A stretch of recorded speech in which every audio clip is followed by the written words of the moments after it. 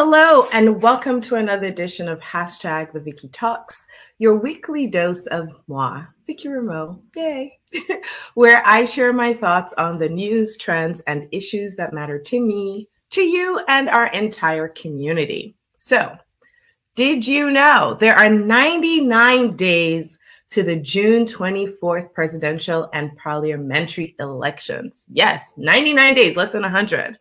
And over 3,374,258 Sierra Leoneans are registered to vote. So they'll be voting for presidents, they'll be voting for local council, and they'll be voting for their MPs. Now, we have 17 registered political parties, 3,630 polling centers, 11,832 polling stations, in 16 districts. And if you've been following the news, you know that this particular election is going to use the proportional representation system. And what does that mean? It simply means that the number of seats that each political party will get the percentage of seats that they get in the elections will determine how many MPs get to represent that party in parliament. So for example, if in Freetown there are 10 seats for parliament that are available for that particular district, and let's say the RUF party gets 80% of the votes, then 8 of the seats for parliament will go to the RUF party, and the remaining 20% will be split between which other political party got the 20%. If it's one party that got it, it will go to that one party. And so that's how people will get representation in parliament. Is that complicated? Is it simple? I don't know. Anyways, this is the system. It came through a court ruling, and it's a decision that the president has approved and the National Electoral Commission chose. We don't really get a choice about it right now. We just got to keep it moving, right? Because what's really important, really, really, truly at the bottom line is it's not what kind of voting system you have. It's whether or not you can vote if you free and fair and violence no day.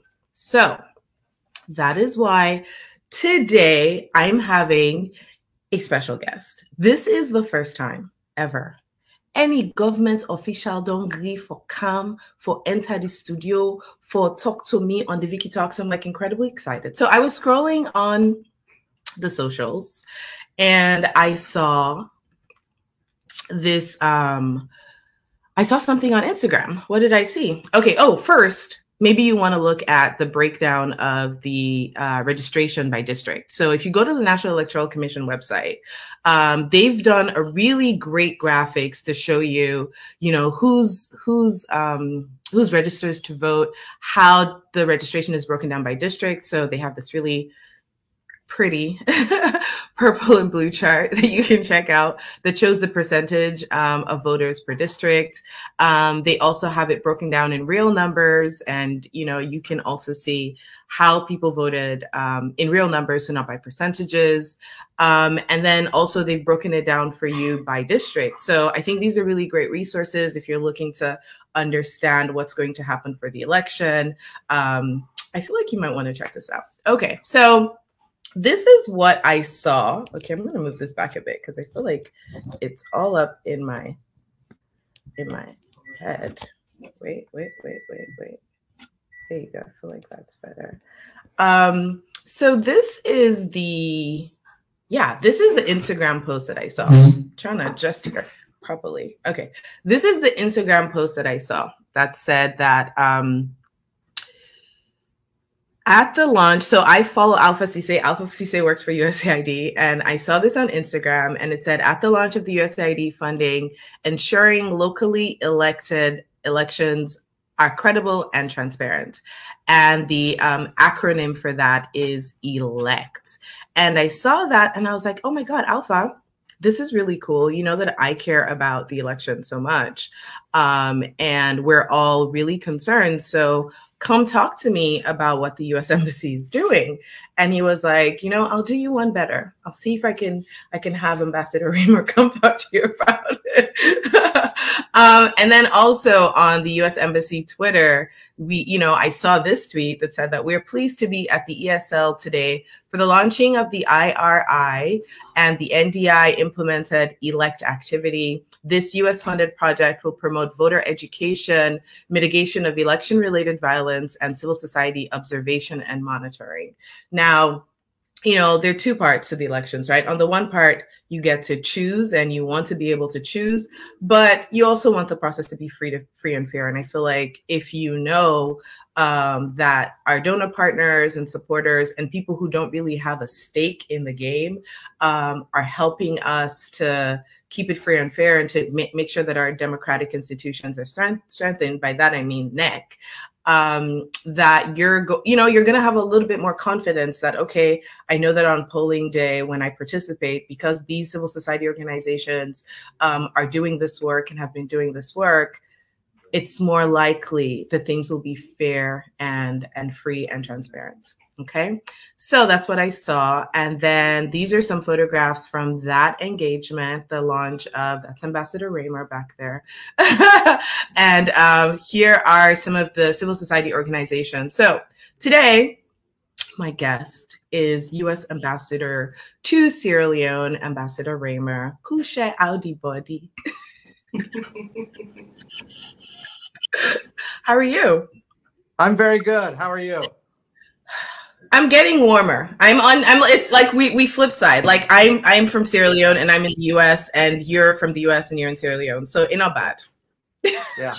And I think I got the better end of the deal in terms of the weather anyway. It's definitely very nice here. I'm not missing winter at all. No, right now you got me. Yeah. Okay. So Ambassador Raymer, I'm really I met you last year. Here in the DMV. And one of the things that struck out to me is just that you just seemed really concerned, engaged, and interested in what's going on in Sierra Leone in the lead up to the election. So I started paying more attention to what the U.S. Embassy is doing, because I feel like all of us have shared interests. Specifically going into the June 2023 elections, what are the key concerns that the U.S., you and, the community, the embassy have with regards to the elections in Sierra Leone? Sure. No, and thank you for having me. I'm sure this is going to be a lot of fun. Our concern, basically, there's only one concern that we have, and that's with the process. The U.S. Embassy, we are totally nonpartisan in Sierra Leone's election. We do not care who wins. We have a good relationship with the SLPP government. We had a good relationship with the previous APC government. So we're fine with however it turns out. And in fact, this is something I've instructed my staff many times, including just this morning. I talked to them again about the need just to stay out of the internal politics and be nonpartisan. But we're very interested in the process. And in democracy and elections. I mean, democracy, that's what the United States is all about. This is one of the things that we promote and we push. And so we're doing a number of activities. You mentioned elect. We have other ones that are just sort of things that we feel we can do that support the process, so that we have as our number one goal, fair and free elections that are peaceful. I mean, that's really what we want. We want everybody to have a chance to go to the polls, everybody to be able to vote, to their votes be counted fairly, and that everyone at the end accepts the outcome peacefully. That's what we're all about, and that's what we're focusing on for the next 99 days and beyond. 99 days. Tell me a little bit more about elect. I know that it's giving $1.5 million support to the Consortium for Elections and Political Process Strengthening.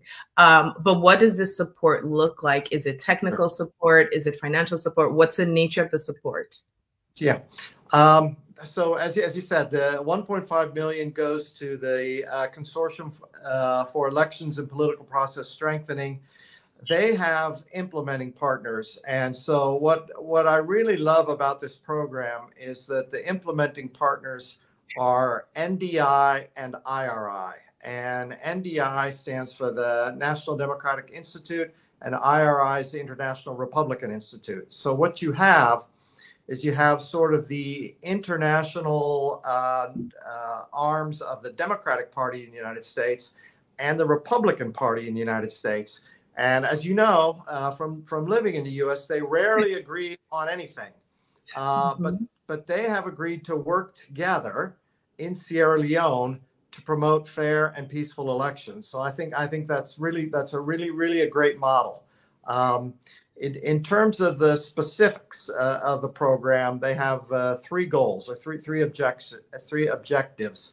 And the first one is to provide citizens with accurate and reliable information on the electoral process and reform by doing voter education. Very similar to what you just did when you opened up the show, explaining the new system and how it's going to work, because it's going to be a change. And so this is sort of a publicity or an information sharing program so that voters are educated and they know what to expect when they go to the polls, and they know, how the process works. And within that, the focus is going to be particularly on women and on youth and on marginalized groups, people who sometimes miss the information or it doesn't get to them. And so the first focus is on education. So the second focus is on mitigating violence so that we have a peaceful election. And so the teams are going to do initiatives to reduce disinformation, to counter hate speech, and to work towards a peaceful cohesion before, during, and after the election, including they're going to use alternative dispute resolution strategies. And really, it's going to be rooted in the local communities. It's going to be a grassroots effort. Okay. And then finally, the third part of it is that they will be giving some support to local civil societies to do election monitoring before, during, and after the election, so that local people can also participate in the monitoring process.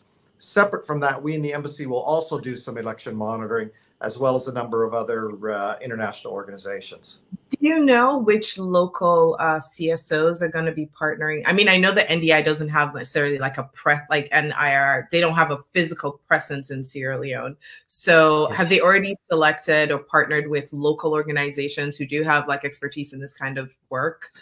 Yeah, so IRI and NDI, they actually do have a presence in Sierra Leone, but it's not an American presence. It's all Sierra Leoneans. Who work for those two organizations. Okay, that's awesome. So they will be reaching out to the local CSOs. I think they're in the process of doing that right now.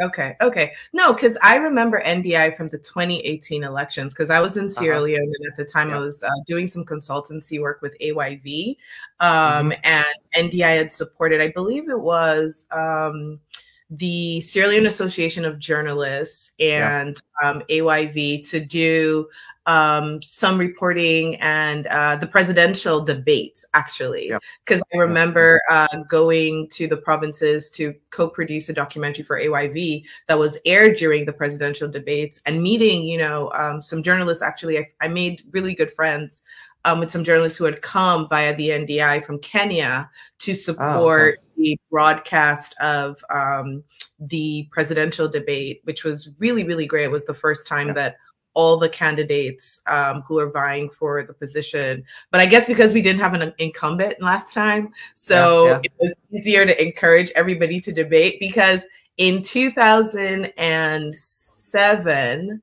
in the lead up to that election, I remember being in Sierra Leone with Umari Fofana, and he invited me to the presidential debate. But at the time, the incumbent did not come to the debate.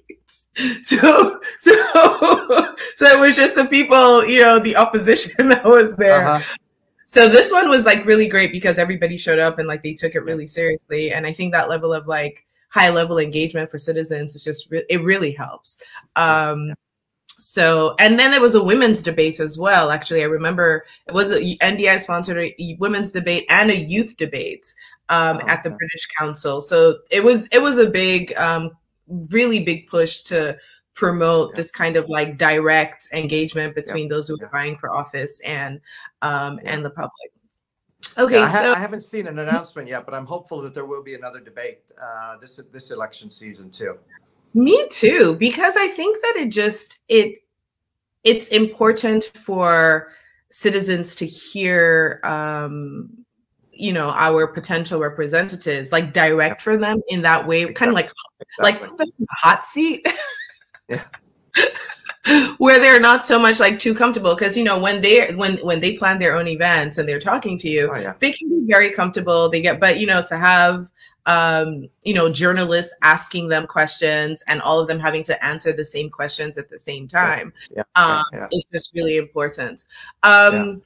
In our country, debates are hugely important during the electoral campaign.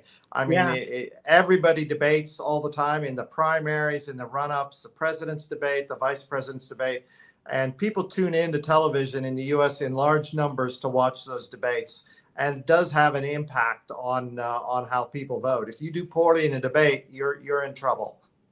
No, I watched.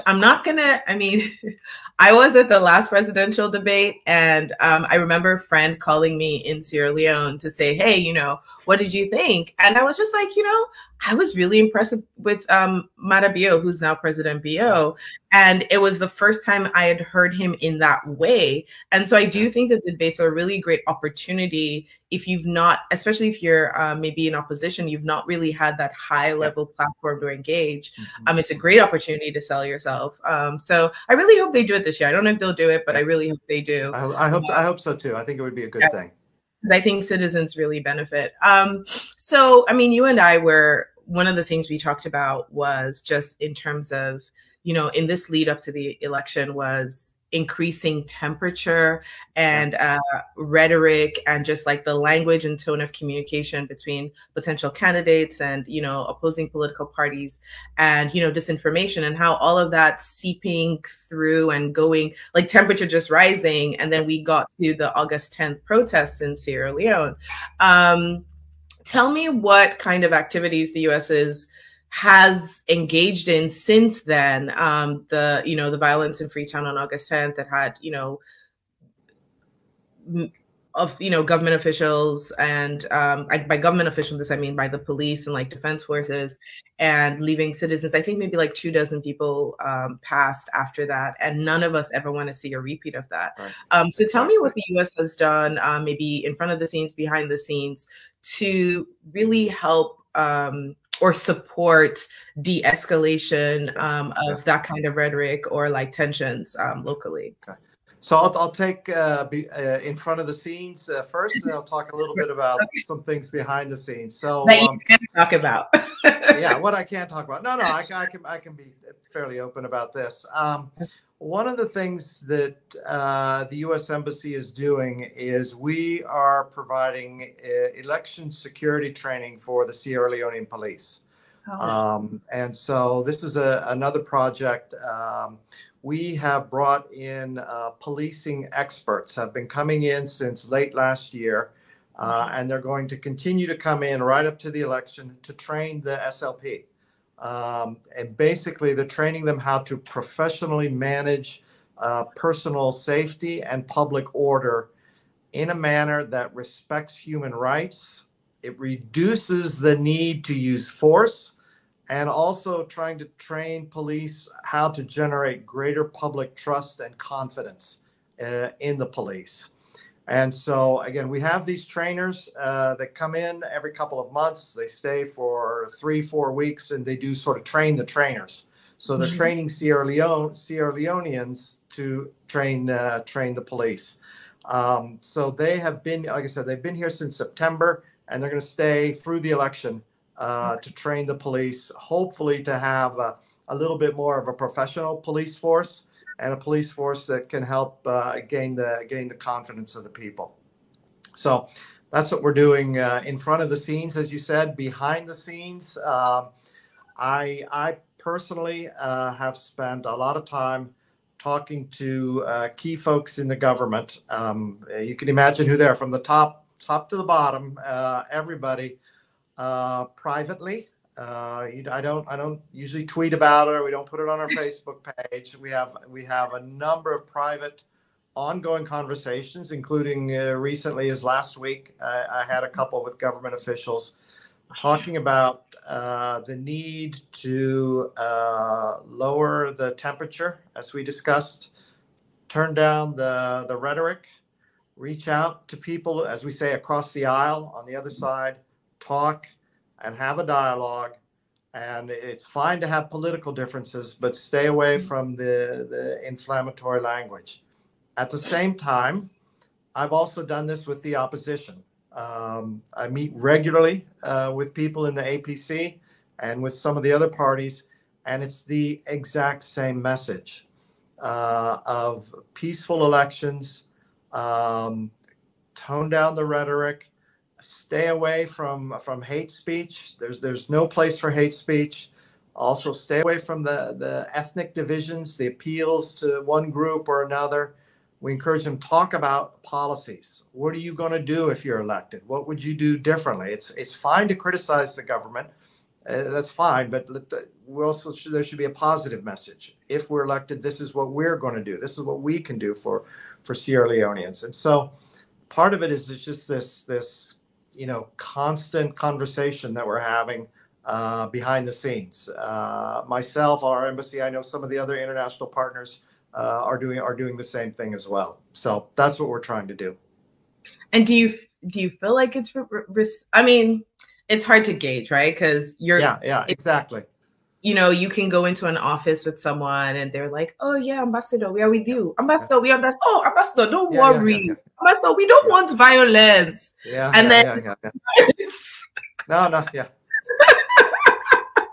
And we find sometimes we get our talking points right back at us. So they know what we're going to say, and so they beat us to the punch, and they tell us, "Well, this is what we want to do, ambassador." And okay, you. But then I think, well, at least you've heard the message and you've internalized it. Sometimes I get discouraged, and I think we're not making a lot of progress when I look at my Twitter feed and I see some of the stuff on there. But on the other hand, other times too, I think we are, making some slow incremental progress. I hope it's effective. Again, we'll see. I think that, what happened on August 10th was really a wake-up call to everybody, to both sides in Sierra Leone, and also to the international community, that we can't be complacent. We have to get out there, and we have to talk and communicate with each other. Yeah, I think one of the things that keep coming back to me is that for many, many years, like, because Sierra Leone has kind of overcome, we've had, every time we have the election, they're free and fair, and we've had several. It's been 2 decades since the end of the Civil War. But I really do believe there's been a level of complacency across the board, almost feeling like we've made it, like we're here now. We're like as if democratization or becoming is like a final. You get to a place, and if you're having elections, you've arrived, right? And of course, it's not that. It's like an ongoing process. Like, look at what happened, in the U.S. for January 6th. Nothing. Like, I feel like I don't know. In my entire time living here, it's not something I ever imagined could happen in America, right? Like the great democracy in the world, and even here it happens. So I feel like it's like it's a reminder that, like, democracy it's something you have to live and breathe every single day, and you have to be intentional. And the more divided, or the higher the stakes, right? The more you have to be careful. And especially in when I first moved to Sierra Leone in 2007, there was still a lot being done kind of like on the community level to, to promote like peace. And, there used to be these like traveling drama groups that would go into communities and like do songs. There was like an organization called Artists for Peace, and they would also like promote just like community engagement. And they'll be under the sun, like no protection, like middle of the day, singing and like, the whole, crowd. But I feel like that worked. Like it reminded people that, like, problem day, and you have to keep working at it. You got to keep working. And I feel like we definitely got complacent, but Yeah. sometimes out of like the worst kind of tragedies, you know, good things can happen. And I hope that this, you know, what happened in the post August 10th era, we all kind of realize that, like, you know, democracy is a sacred thing, and we only have like one country, and, you know, nobody wants violence. Like, it helps no one. Right. No. You know, I think you're absolutely right. What you're saying about a democracy, it's not just an election. It's the whole run up prior to the election, and you're right about it. For the last 20 years, there have been fair and free elections, peaceful turnover of power.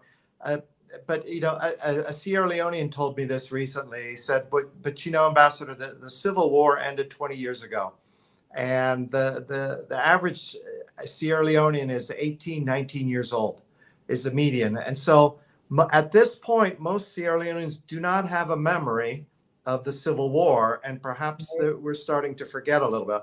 Not sure if that's true or not, but it's a different something I hadn't thought about. That is, as you get away from those horrible events, your memory starts to fade. So so we can't forget. No, I know. I think I want to agree with that, because we've also not necessarily done the best job of keeping the memory alive, the memory of like the lessons learned, right? And so it's not like this younger generation are growing up, you know, with, you know, content in schools teaching them about like that immediate history and what it means. And so what is sacred to us now as a people and as a country? What are our values? Why do we value peace? You know, why do we not do this? And why are we not going to increase ethnic tension? Or speak in a certain way, or use language or tone that divides us? Well, it's because we've had this recent, you know, like we want to build national unity. So yeah, no, but I kind of, I mean, to leave things on a more optimistic note, I do feel like the temperature has gone down a little. I don't know if you kind of feel it. I do. I feel like that whatever now than it was in August and September. It feels that way to me anyway. Yeah. No, I definitely feel like, okay, I feel like there's something, the temperature don't go down. Maybe instead of, you know, 98, we are now at like 76. I will take it. Okay. You know, people seem a little bit more, you know, trying to be more statesmanly in the calm. So I really, really appreciate it. What do you think? I mean, as we close this out, what do you think that as an individual voter, as individual citizens, like what kind of advice or last words do you have for people who are going into the elections? You know, what can they do to actively participate in making sure we don't, what can we do to keep the peace, you know, to support the CSOs, to support the donor funding towards strengthening our democracy? What can we do as individuals? Yeah, I think a couple things. I think, first of all, as an individual, it doesn't matter if you're a Sierra Leonean or if you're in the United States. It's be informed. No, just don't automatically go vote for a candidate because your family votes for this candidate or your region votes for the candidate. Whatever. Learn the candidates, learn the issues, and then make up your own mind. And then I would say, secondly, something we're probably doing a little bit less and less of in the United States, and it's kind of sad about it. But I mean, reach out to someone, as we say, across the aisle, or someone who disagrees with you, and just try to make friends on the other side and listen and understand people. I think if you make friends with someone who politically disagrees with you or comes from a completely different background, you see that really the differences aren't that big and they're not that important. So I think it's sort of practice peacemaking on an individual level, on a person-to-person level. No, I totally agree. I feel like at the end of the day, the one thing, sometimes I get really angry and frustrated, and, you know, I want to go to Twitter and be like, but instead I will just WhatsApp that one friend that I know is on the other side and say, are you kidding me? Are you kidding me? Because, you know, that's someone that I know, that I have a relationship with, that I know that, like, there are other ties that bind us, that when I say something that might be heated, or they're going to receive it in a softer way. It's not Vickie's against us. It's just like, oh, she's upset about this issue. So I totally agree about people, because when I was growing up in Sierra Leone, to be really honest with you, I always say this, growing up in Freetown, I did not know that we were all different ethnic groups or what even meant. So it's only later on now as an adult that I'm discovering that, like, oh, those friends of mine were this ethnic group? Oh, okay. I didn't even know, because we weren't raised to think that way. I mean, in Freetown, like, we just were really oblivious to some of these issues. But, you know, one thing that I keep saying to young people is that at the end of the day, you have to engage. You have to lean in, because the political affects the personal, right? You may not, and you can be political without being partisan, right? And I feel like sometimes people confuse the two, that like, oh, I don't want to involve in politics, because they think getting involved in politics means partisanship. And I'm always like, no, you have to be engaged. You have to be involved, because this is your life. It's a community. The people that end up leading us decide the quality of our lives. They make the laws, they make the policies. So you have to lean in. And I get a lot of heat myself, but I'm like, it's part of the game. At the end of the day, part of the game. I know you hear me, right? It's this idea of like being heard. And one thing I've learned is that, like, if I use my voice effectively to talk about the issues that matter to me in the community, someone somewhere is going to hear me. And I hope everybody watching today has heard, free, fair, and peaceful elections. Like, Ambassador Raymer, myself, I don't really care who wins, to be really honest. I feel like my political party is the free, fair, and violence-free party. So I'm a member of your party. Okay, we did that in sympathy. All right, thank you so much for joining me, Ambassador Raymer. Hopefully I'll catch you in Freetown next time I'm in. Yeah. Thank you for having me. I appreciate it. Okay, bye. Bye. So thank you so much for tuning in to today's edition of #The Vickie Talks. I hope that you learned a lot about the upcoming elections. I hope that you're going to keep your eye out for some of the projects or initiatives that are going to come out of ELECT, which, if you've forgotten, is ensuring locally led elections are credible and transparent, which is being supported by USAID, a $1.5 million agreement to the Consortium for Elections and Political Process Strengthening, CEPS for short. And this is being implemented by IR and NDI, National Democratic Institute, and the International Republican Institute, I believe. And they'll be doing the engagements in Sierra Leone to make sure, or to support, not to make sure, but to support that our local democratic institutions are strengthened, and they're inclusive, transparent, and responsive to the population. So thank you for watching. See you next time on the Vickie Talks. Bye.